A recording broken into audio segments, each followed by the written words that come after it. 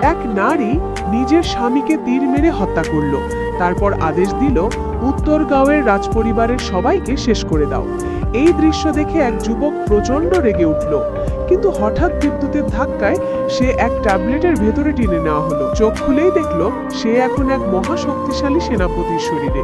আগের জীবনে এই সেনাপতি তার বাগদত্তা সুবর্ণার কথায় সেনা নিয়ে প্রাসাদে ঢুকেছিল। তৃতীয় রাজপুত্রকে সিংহাসনে বসাতে গিয়েছিল, কিন্তু সেই রাজপুত্রের সম্রাটকে হত্যা করে দোষ চাপিয়ে দেয় সেনাপতির ওপর। সুবর্ণাও প্রতারণা করে তাকে বন্দী করায় এবং শেষে নিজ হাতে তীর ছুঁড়ে হত্যা করে। নতুন জীবনে এসে সে শপথ নিল আর প্রতারিত হবে না। এবার সে সেনাদের নিয়ে প্রাসাদ দখল করবে, সিংহাসন নিজেই নেবে। ঠিক তখন খবর এলো রাজপুত্রের দূত আর সুবর্ণার ঘনিষ্ঠ সখী এসেছে। তারা বলল এখন থেকে সব আদেশ তাদের মানতে হবে।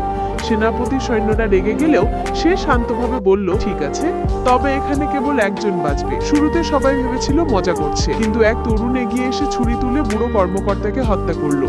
সাহস দেখে সেনাপতি তাকে দলে ভিড়িয়ে নিল আর সুবর্ণাকে বাঁচিয়ে দিল, কারণ তার বাবার হাতে এখনো ৮০,০০০ সৈন্য আছে। তাকে বাঁচিয়ে রাখা মানে ভবিষ্যতে সুবিধা পাওয়া।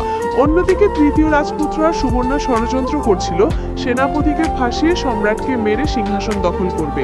কিন্তু সেনাপতি এবার আর সহজ শিকার নয়। সম্রাট তাকে আটকাতে পাঠালেন বিখ্যাত যোদ্ধা রঞ্জন সিংহকে। কিন্তু যুদ্ধক্ষেত্রে রঞ্জন সিংহ সেনাপতির হাতে পরাজিত হলো। সেনাপতি তাকে প্রলুব্ধ করে দলে ভিলিয়ে নিল। সৈন্যরা তখন চিৎকার করে উঠল সেনাপতির জয় হোক। প্রাসাদের ভেতরে সবাই ভেবেছিল সেনাপতি মারা গেছে, আনন্দ করতে শুরু করলো। কিন্তু হঠাৎ দেখা গেল সেনাপতি ঘোড়ায় চড়ে সৈন্য নিয়ে প্রাসাদে ঢুকে পড়েছে। এই দৃশ্য দেখে সুবর্ণা উল্লসিত হলো।